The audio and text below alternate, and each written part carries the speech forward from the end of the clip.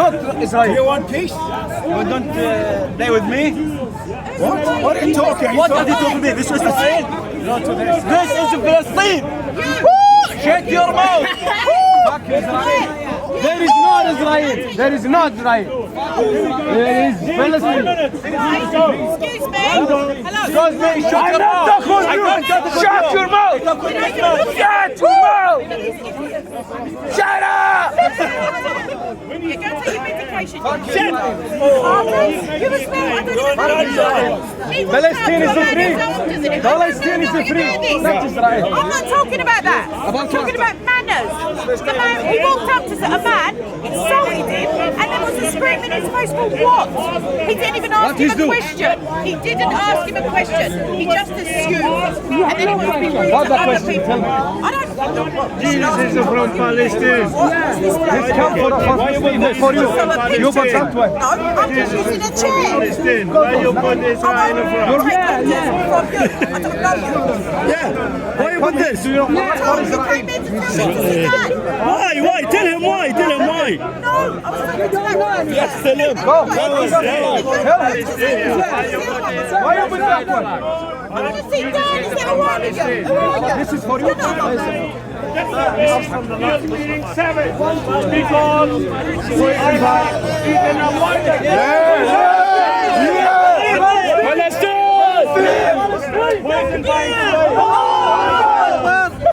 Jesus was born in Bethlehem, which is the land of Israel. No, Palestine. My friend, please, check your mouth, please. Check your mouth. Ask Google. Only Palestine. Palestine, no Israel. There is no Abraham and his Fuck you, Israel. There is Palestine. Moses and his disciples. Shut up your mouth, Obama. Your book came from a man who got it from an angel. Christians got their book from God himself that spoke to man himself. So Muhammad is his own false prophet. Muhammad was prophesied in the Bible. Yes, he was, but not from where you think he was prophesied. He was prophesied by Jesus himself. They will become many false prophets in the end times, which is now. Muhammad, how did Muhammad die though? We know how he died. How Jesus died? Muhammad was poisoned by a woman, a Jewish woman. 10 minutes. Who would have loved to have this flag around the neck. Her poor family was murdered by Muhammad and his raiders. There is no Israel. Israel exists because God wills it to exist. The only reason why Israel is back in the land now is because it was prophesied thousands of years ago. Israel will be called back to the land that it was promised. Now earlier on, I had a few guys talk to me about what miracle did Jesus give. I'll read it to you.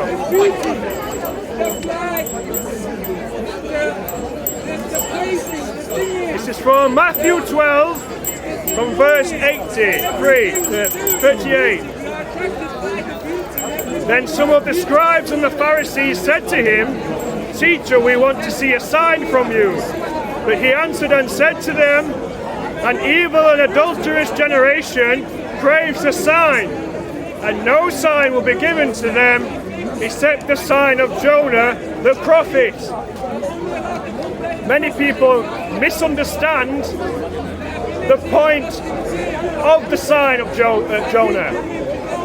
People say because Jonah didn't die, but Jesus did die, that there's no correlation. But from your Quran, you don't believe Jesus died anyway. You believe that a man went in Jesus' place, so you just contradict yourself anyway. So I will read from Jonah itself. Jonah's prayer to the Lord. Then Jonah prayed to the Lord, his God, from the stomach of the fish. And he said, I called out my distress to the Lord, and he answered me. I called for help from the depth of Sheol. Where did Jesus go when he died? He first went to Sheol. Sheol is not hell. That is a mistranslation. Sheol is also Hades. Sheol is the Jewish word that means a place where the Lord will be. And Hades is not a person like the Greek mythology. Hades is a place. So Jonah was in the depth of the fish, which went down to the depths of the earth, symbolizing Sheol. He didn't die. That is part of the miracle, but the miracle itself is that Jonah came back from the depths of Sheol, which was basically mirroring and shadowing the resurrection of Jesus. That's why he said, I will give you the sign of Jonah. I have a question. 1 second. You heard my voice, for you threw me into the deep, into the heart of the seas, and the currents flowed around me. All your breakers and waves passed over me. So I said, I have been cast out of your sight. Nevertheless, I will look again towards your holy temple. Water encompassed me to the point of death. So, he said, to the point of death, he was nearly dead, but the Lord preserved him not to die.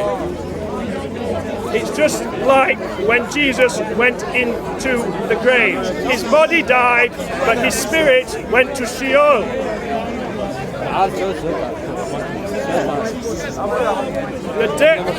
The deep followed around me.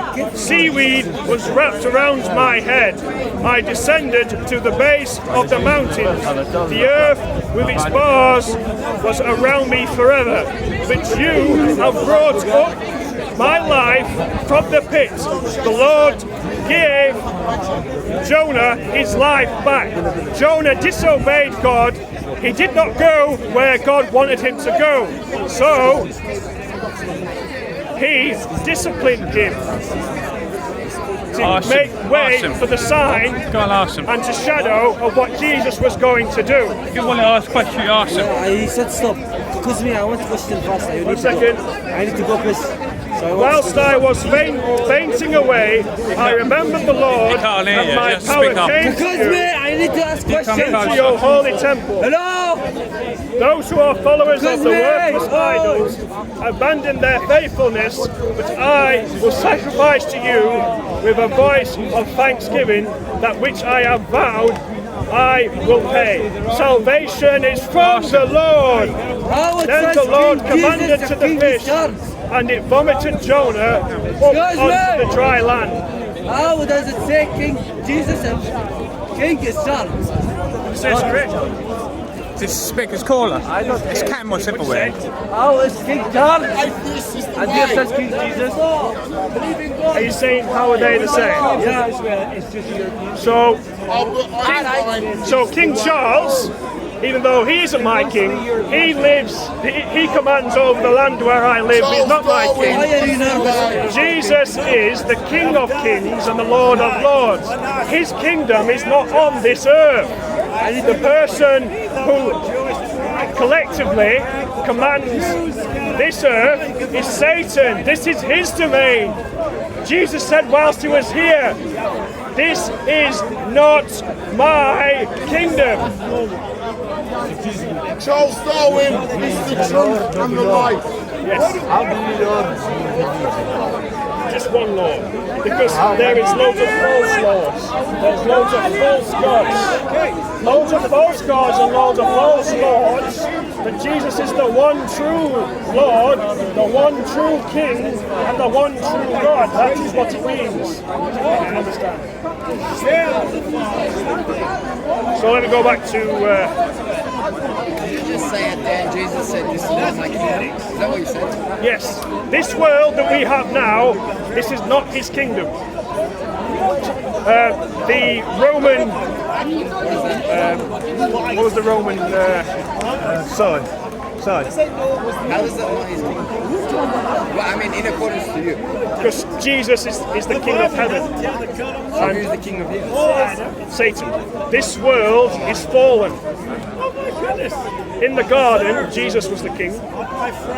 And then when Adam and Eve was cast down and out of the garden, and sin entered the world was corrupt. This world needs to be cleansed. So when Jesus comes back as the conquering king, when he first came through Mary, when he was born, he came as a suffering servant. And you say, well, why didn't he say that he was God? He came to show the way to the Father. He submitted to the Father, even though he could have used his powers. That's why when Jesus went into the desert for 40 days and 40 nights, the devil tried to tempt him. He said, use your power. You have the power to turn this stone into bread. But he said, no, you shall depend on the Lord your God. He tried to tempt him to use his power. He took him to the top of a high building and said... But did you see how that didn't answer any of the question? Like, I asked whose kingdom is it, and then you tried to explain me the story of what happened on earth between the Father and the King. Coming back to that, so the king of this earth is Satan. Yes. So King Charles, he is the king of the United Kingdom. Putin, he's the king, the prime minister, or whatever he is, the president of Russia. Sorry, not Ukraine, Russia. And then you've got like Mohammed bin Salman, he's the leader of his country. And Satan, he's the leader of all of them. But wouldn't you want your Lord to be the leader of, or the creator of this world and the king of this world? Wouldn't you want your Lord to be the king of that? Actually, I'll tell you. So, at the end, when he comes back, he came first as a suffering servant. When he comes back for the second time, which is the final time, he will come as the conquering king, how the Jews wanted him to come the first time. They weren't ready for him. Just like the Jews won't be ready for him again. So he's going to come as the conquering king. But why does he have to get the conquering attributes later on? Like if you're the king, right, if you're the Lord, if you're the God, then you'll have that all the time anyways. Yes. That's why he came as a suffering servant. He came as a suffering servant to take the punishment for sin. And that's how his body died. He took the punishment for sin. So certain things have to happen for him to come back. Do you feel like at a certain level there's some confusion as to his position as the Lord or as someone that came to the earth, or is there a confusion in your mind between these, right? No, it's like the Old Testament when it prophesies about Jesus. It says that he will come twice and he will have two separate missions to do, if you will. That's why when he was on the cross and he said it was finished, his first coming was finished. His job the first time wasn't to come as the king. It was to come to save those who wanted to be saved. But if he's the Lord, right, according to yourself, am I correct? Yes. How does he determine how he's going to come and his position to come? And I'll explain this to you why. It's because as a Muslim, you know this, we believe in Jesus as well, right? In a Jesus, yeah. In Jesus as a prophet, just like Muhammad is a prophet, right? And to us, he's a prophet because he's a messenger to come and reveal God's word, correct? But you're giving him godlike attributes and saying he chose to come as a messenger, then he chose to be the God and go to the heaven, and now he's going to choose to come back, right? Do you see how that's a bit... It sort of confuses his position of who he actually is Like for us, he was a messenger, he came, revealed his message, and he was mortal. That's because the Quran, even though it copied a lot of what was existing at the time, it copied a lot from the Tanakh, from the Old Testament, which is part of the Tanakh and the law, and then it copied what scriptures was about at the time from the Christians. It's not necessarily copied, I just It want was to correct you. incomplete. They didn't put in the prophecies of the Old Testament. That's why they didn't. I want to correct one thing. It didn't necessarily copy it. What it is if there's a message by God to humanity, it needs to be one anyways.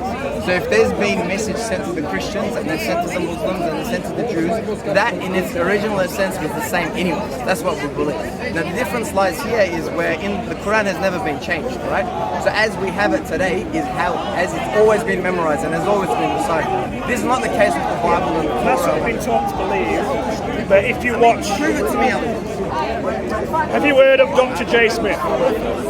Dr. J. Smith. Like you tell me in your own words, like to hear it. So from the research that I've done, the Quran in its earlier stages, it was just the letters. They didn't have the dots and the vowels above or below the letters. It was just the letters. And then later on, they added the dots and the vowels because they couldn't make any sense of it. Because through further research, if you just get that text without the dots and the vowels, because Hebrew, Aramaic, and Arabic, they're all Semitic languages, they're all quite similar, especially Arabic and Aramaic. Once you put that back into what it was before Muslims became a nation, in the area where they were, Aramaic was a very dominant language. Obviously in Israel it was Hebrew, and then Just come back to the relevant points. How has it changed? yes. So give me the references. Like I'll give you an example. I went to a museum today, right? I went to the British Museum earlier today. Actually, I went there yesterday. I went to another Elizabeth and something. Sorry, it was V&A, Victor and Albert and something. I forget which one. I was walking past it and I went. And in that museum, I saw a Quran from 700 AD. That was taken from Cairo, and I read it, right? I read it exactly how it is, and it's a verse that I already know, so I was able to read it the way it was. And the Prophet passed away in 623, and that's in your museum over here. So I can go and read the Quran and see that verse is exactly the same. So I'm coming back to your point. How was it changed? How has any verse, any ayah, If you go throughout the world, there are at least 30 different Arabic Qurans. People have come down with Hatu and Tash and Dr. J. Smith. They came down with 30 different Arabic Qurans. There was the Wash and what's the Cairo edition called? It's the Hafs. Thank you very much. The Hafs and the Wash. Over 4,000 differences, not just words. Thank you for being anti-Semitic. I love Israel, thank you. Don't worry about it. So, Dr. J. Smith and his team, they have looked through loads, but specifically the Wash and the Hafs, because they're the main Qurans that are used by Muslims around the world. At least 4,000 differences. There's small differences, and then there's differences that add up to it changes the doctrine. Look, I've been to 30 countries, and each of these countries I take an effort to go to the mosque, any mosque, right, and read the Quran and have a chat. I would urge you also, if you ever have a chance, to find any Quran anywhere and find a difference from it anywhere. It doesn't exist. She went to Morocco. She went to Turkey. She went to all these places. She went to the bookshop. She found, I think it was like 5 or 6 at the time, and then she's like, why do these have different names? She opened them, she went to popular verses, and some of them were different. So then It wouldn't be different. Look, I'm telling you as a Muslim, and this is for you to check yourself as well. I have never ever read a Quran separate from another Quran. It doesn't exist, and we, as an overall, speak to any Muslim and ask them, and you'll get the answer. But there is one thing that you might argue on, and that's this. We have something called the tafsir, which is what is this verse trying to actually say, right? And some Qurans on the side they'll put the verse, and then they'll put let's say the Turkish or the Egyptian understanding of that verse. Now, there are certain words that some scholars, when they converted it, the words are a bit different, but that doesn't mean the Arabic letters were different. So the Arabic letters in all the Qurans are the same, but it would just be a different wording. The Qurans that they have, it's purely Arabic. There's no translation to English. It's just Arabic against Arabic. If you'd like to actually look at the video on YouTube. Yeah, absolutely. But I know this because we read it every day, right? So like, it would be easy for me to Like test this. in Islam, they tell you not to question. Question is looked down upon. It's haram. Yes, to question Islam. No, it's actually encouraged. It's actually one of our verses encourages the question, find your Lord. That's what it says to you. Speak and try to discover your Lord. And as a Muslim, born in a Muslim family, it was the number one thing that, because there's certain things, right? You're not allowed to eat pork, for example. You're not allowed to drink alcohol. You're not allowed to do drugs. And so a young Muslim would go up to his father and say, all right, blah, blah, blah, what is this? When I asked my father, I said, why can't I drink, right? Or why can't I smoke weed or do this? He didn't say, this is your book, you can't do it. That's not how it's taught down to us. My dad said, for example, drugs. They alter the state of consciousness of your mind, so this is not recommended. And this is an explained verse from the Quran anyway. It alters the state of your consciousness of your mind. So it's not specifically weed. It might be a new drug that's invented tomorrow. But the whole point is the fact that it alters the state of the consciousness of your mind. And that's what the Quran says, refrain from them. Does that make sense? It's not encouraged. We're all encouraged to discover it. Has your family been in England for a long time? I'm not from the UK. I just came here for 2 days. Where is your family from? We're originally Turkish, but I'm from Melbourne, Australia. I live in Melbourne. In polemics, there's an idea that there's a Western Islam and an Eastern Islam. That's not true. And there is an ex-Muslim that we know, Dr. Al-Fadi. He's an ex-Muslim. He was born in Saudi Arabia. He was 45 minutes to an hour away from Mecca. And he says, because he now lives in America, because he can't go back to his home country because he'll be killed for being an apostate. So he now lives in America. I can't remember which state, but it's in America. By the way, that's not true.